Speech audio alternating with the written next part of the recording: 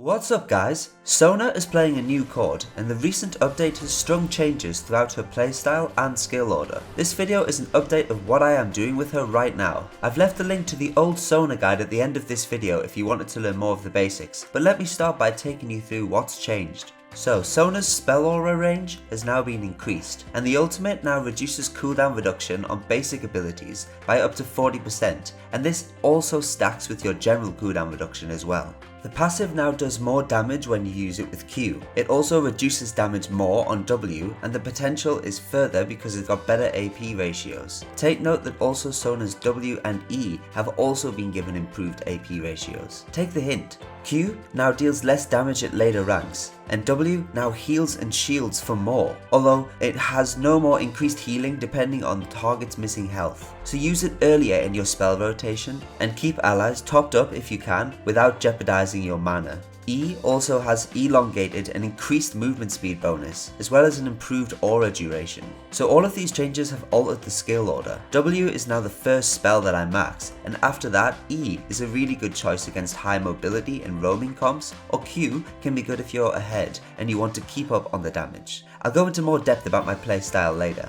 So if you saw my last guide on Lulu, you'd know the masteries and runes already. Masteries are 0, 18, 12, opting in for the stronger shields and heals as you will now max your W first. More cooldown reduction and mana regeneration are part of Sona's thriving stats, so you must get these as well.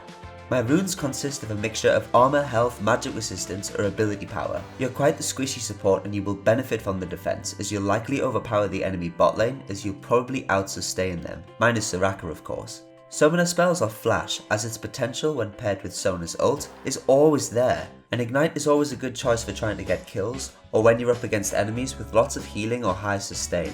Otherwise, Exhaust is my most common choice. Items are like an endless subject on Sona. I believe she's best with maximal AP to boost up numbers on her kit. She thrives on maximizing mobility, cooldown reduction, mana regeneration, and ability power. Talisman of the Ascension is nice if you're trying to play passive versus kill lanes such as Blitzcrank and Leona, but moving towards Eye of the Watchers can pave way for an extra item, and I'd always recommend like Locket, Ardent Sensor, or another option if it's required for the specific game. Try and thrive on those important stats. The passive increase on the healing and shielding amongst the other benefits of Ardent Sensor and Mikkel's Crucible are quite exciting. Sona's role during the lane is to change tune between a passive and a trading playstyle. Utilize your Q on both enemy champions at max range, throw out auto attacks when safe, use your W to not only heal but optimize the shield it grants as well, keep vision in the gank paths once you have your Sightstone, and work with your AD carry to poke or push the lane together in perfect harmony. Sona can be very tricky to play against engaging supports, such as the like of Blitzcrank, Morgana or Leona, and many more. Try and position at max range for the minion XP, and away from the enemy, but close enough to your AD carry for your spells, and if possible, behind your own minions as well.